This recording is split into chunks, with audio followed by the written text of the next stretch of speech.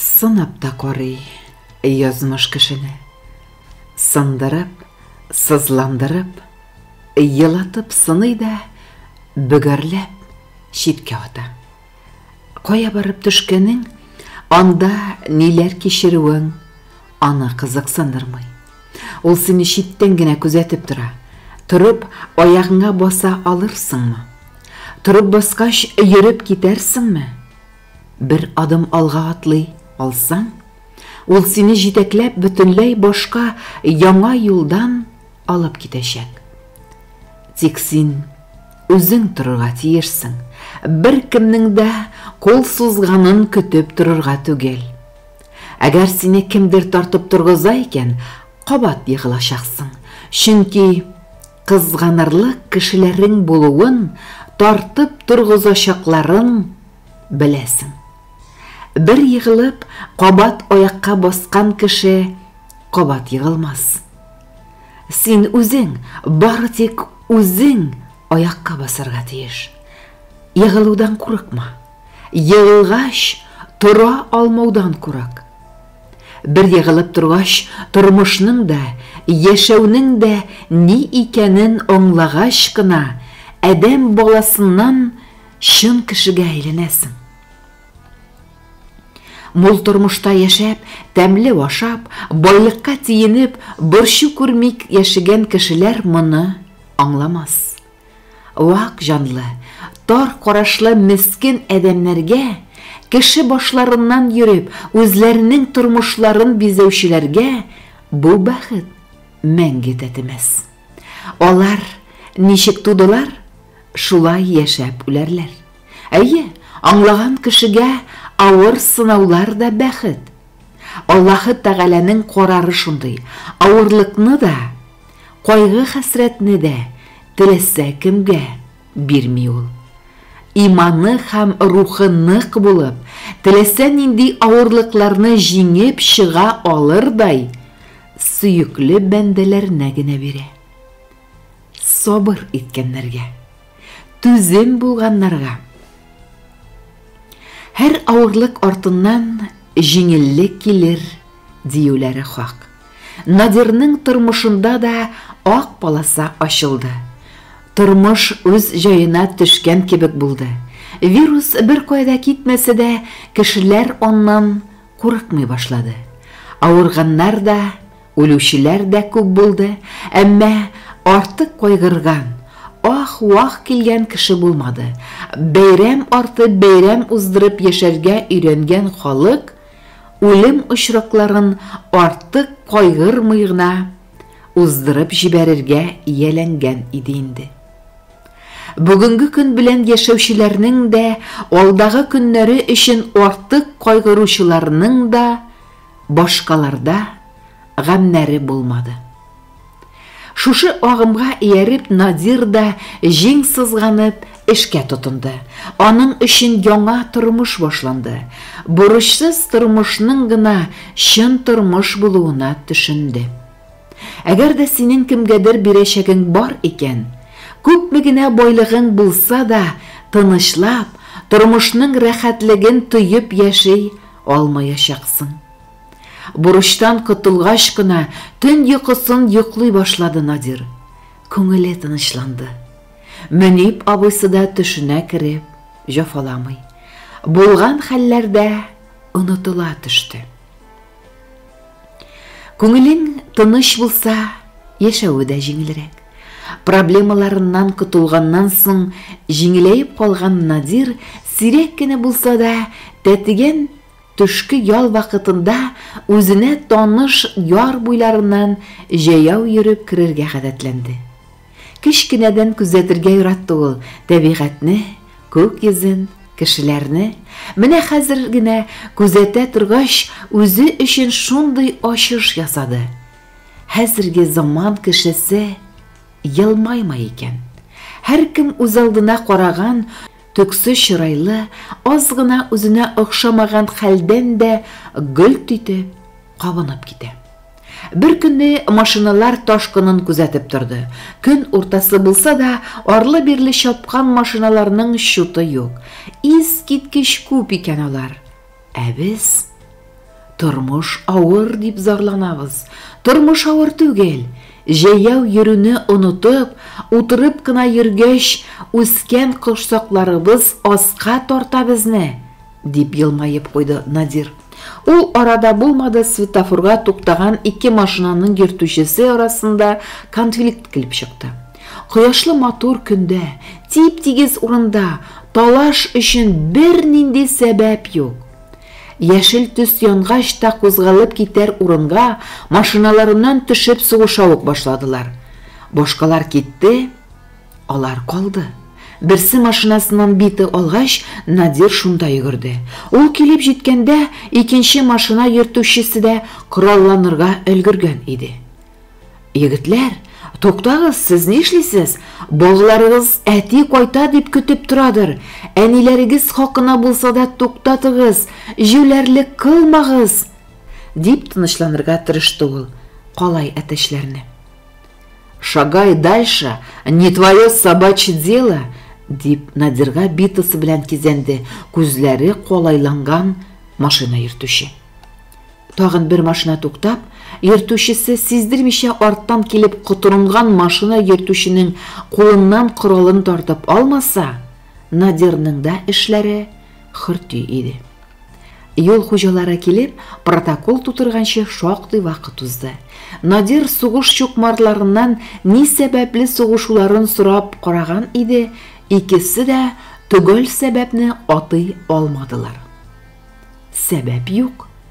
Оның каравы, конфликт ике гаиләгә килгән зыян, күпме кешенең әрәмгә үткән вакыты, юлдагыларга ясалган кыйынлыклар бар. Нигә кеше шундыйга әйләнде?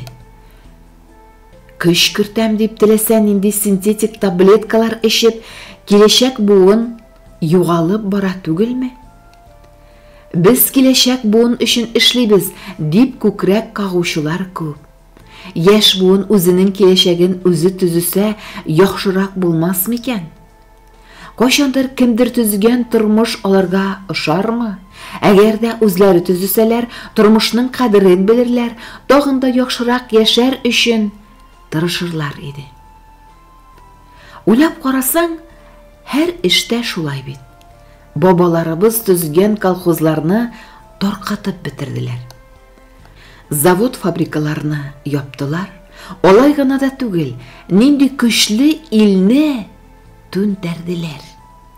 Коллектив белән яшәүне хуп күрмиләр хәзер. Күмәк көч яу кайтара диләр иде элек. Шушы сүзләрне оныттылар. Аллаһ исе безгә төшерер бер вакыт. Соң булмагае. Яхшы коллективны яхшы җитәкче үзе төзи икән. Беренче эш көнендә үк аңлады Надир. Мөнип абыйның капма каршы варианты дип уйлады ул яңа җитәкчесе хакында. Бәхет баскан бу коллективны. Кабинетка иртәнге сөйләшүгә җыелган бүлек җитәкчеләренә Рафим Хайрович: "Егетләр, мин күреп беттермәгәнне сез төзәтегез. Һәр кемнең хезмәте тиешенчә бәяләнергә тиеш. Бер кем дә үзен кимсетелгән итеп тоймасын. Кешенең моңгай тире кипкәнче үк хезмәтенә тиешенчә түләнергә тиеш" дигән хадис барлыгын онытмагыз. Яхшы хезмәткәр белән селкенеп йөрүче бер тигез хезмәт хакы алырга тиеш түгел. Гадел булыгыз, дип установка куеп чыгара. Эштә генә түгел, ял көннәрендә күңелсезләнеп, борчылып йөргән берәр эшченең өенә килергә мөмкин. Балалы гаилә булса, кулында зур йомшак уенчыгы булыр, өлкән кеше булса, тәмледән тәмле ризыклар тутырылган пакеты. Аның гаиләсе тулы булган кешегә күбрәк ышанам дигән сүзләрен девиз итеп алырга мөмкин. Таркалырга турган ничә гаиләне ялгыш адымнан саклап калды. Мондый җитәкченең кул астында эшләргә теләүчеләр бик күп иде. Көн сайын иртән кабинет ишеге төбендә җыелган ирләргә карап, үзенең кара көннәре исенә төшә дә Надир сискәнеп куя. Әле кайчан гына өметсезлеккә бирелеп, яшәүнең ямен юалткан кеше иде ул. Нинди генә язмышлы кешеләр килми монда. Гадәттә эш сорап килүчеләрне кабул иткәндә Рафим Хайрович кабинетка берегез зам, икенчегез сак бүлеге җитәкчесе дип Надир белән Андрейны да чакыра. Кемдер финанс пирамидасына кереп акчасыз, фатирсыз калган, кемдер ипотекасын түли алмый, кемдер урам банкларына кол булган. Рафим Хайровичтан акчалы эш өмет итеп килгән. Кемдер үзен кызгандырып акча эшләмәкче, андыйларны бик тиз чиста суга чыгара җитәкче. Илмир исемле бер егет килде. 18 дә тулмаган килеш тормыш сазлыгына кирип баткан. Әти әнисе коронавирустан үлеп киткәч, туганнары төп йорттан куып чыгарганнар. Әйтеп тә тормыйча аның исеменә кредит алганнар. Төзелешкә эшкә урнашып, кредитын түли башлаган булган егет. Башкасына акчасы җитми, вокзалда кунып, кафе кебек урыннарда кешедән калган калдык пустыкны ашап яши. Бер көнне бу хәлләрдән чыгу юлын табудан өметен өзеп, чарасызлыктан күпердән аска машиналар ташкынына сикергән. Гомерең бетмәсә, теләсәң дә үлә алмыйсың икән. Егет бер машина өстенә килеп төшкәч, үзенә берни булмаган. Хәзер теге машинаның янчилгән түбәсен ремонтларга кушалар икән. Бер танышы, мин сине бик яхшы кеше янына җибәрәм. Барып кара әле, ярдәм итми калмас, дип киңәш биргән. Зур өметләр баглап иртүк килеп җиткән егетнең юлы уңды. Андрей сакчылар җитешми дип зарлана иде. Аңа егетне үз канаты астына алырга куштылар. Предприятие үз хисабына укытасы, яшәргә урын, беренче көннән үк хезмәт хакы хисабыннан аванс биреләсен белгәч, егет елап җибәрде. Үзен үлемгә хөкем итеп, кая барып бәрелергә белми йөргәндә, егетнең ни өчен елавын аңлый Надир. Башыннан кичкән хәл. Аның каравы, бу егет моннан соң яшәүнең тәмен, ямен беләчәк. Үзеннән ярдәм сораучыларга, егылганнарга кул сузачак. 60 яшын тутырган Хәнәф абыйның язмышы да бик аяныч. Таза, көчле гәүдәле кешенең гаиләсен коронавирус тормар итеп бетергән. Үзе сөйли, үзе ялый. Зорлана дип кабинеттан куып чыгармагыз. Зинһар, гозремне ахырына кадәр тыңлап бетерегез. Гаиләбез болайда зур иде. Әти әнинең 90 яшын билгеләп үтәргә дип туганнар, дуслар җыелгач, 90лап кеше булдык. Арада берәү вирус йөртүче булыр дип кем уйлаган? Башта әти белән әни газапланып, авыртып, үлеп киттеләр. Аннан соң хатыным, соңрак улым белән киленем. 2 оныгым ятим калды. Үзем генә төшкереп тә карамадым. Бездә кунакта булучы тагын 8 кеше үлгәнен белгәч, яшәргә хакым юк дип, үземә кул салырга да уйлаган идем. Оныкларым өчен генә тукталып калдым. Тап-таза кеше мин, бер кайда эшкә алмыйлар, яшен бар диләр. Оныкларны аякка бастырасым бар бит. Тегермән ташын гына күтәрә алмыйм. Калган бар эшне дә эшли алам. Эш бирсәгез иде миңа. Каты күңелле ирләрне дә елата торган заман инде. Аңлый Надир, бу абзыйны да бик яхшы аңлый. Көчсезлектән түгел, чарасызлыктан елый ул. Әдәм баласына күп тә кирәкми кебек. Сәламәт булса, эшкә барып, эштән кайтканын көтеп торучысы булса, эше тотарга акчасы булгач, Илмирның да яшисе килә башлады. Сөйгәне белән кавышты. Тулай торактан бүлмә бирделәр. Үзе кебек үк яшәп китәргә шырпысы да булмаган ятим кыз бала. Әле курчак белән дә уйнап туймагандыр дип уйлаган иде Надир, кызга 18 булуын, балалар йортында үсүен белгәч, сөенеп куйды. Яшәп китәрләр дип өметләнде. Байлыктан бигрәк синең кемгәдер кирәк булуың мөһимрәк икәнлеген аңласа, егеттән затлы тун, кәттә машина сорамас, гаилә бәхете өчен тырышыр. Бәдрәф идәнен юарга да риза, зинһар эш бирегез. 3 балалы хатным шулай дип ялварды. 1 бүлмәле фатирын саткан, банктан кредит алган, 2 бүлмәле фатир алам дип ышанып, бар акчасын мошенникларга күчергән. Туганнарыннан ярдәм сорап караган, яклау сүз ишетмәгән. Үзебездә дә проблемалар баштан ашкан. Синең башың эшләмәгәнгә без гаепле түгел дип артык сүз сөйләшеп тормый гына ишеккә күрсәткәннәр. Әтеге мошенниклардан җилләр искән. Кабахат җаннарга барыбер, балалар хакында берни түгел, хәрәмнең бар түры дә килешә аларга. Яшы 30-дан артмаган ханымны эшкә алдылар. Оешманың тулай торагыннан 1 бүлмә бирделәр.